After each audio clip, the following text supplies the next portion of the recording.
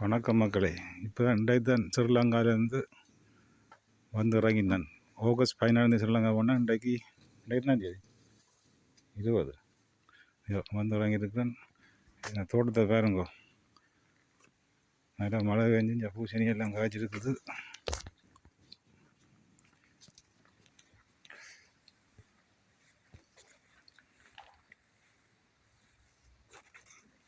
பூசணி காய்ச்சி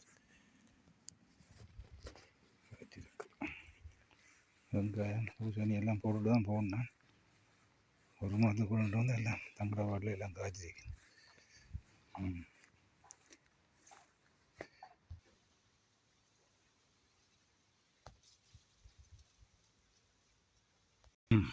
ஆப்பிள் மரம் காய்ச்சிருக்கிறார் நிறைய. சந்திப்பு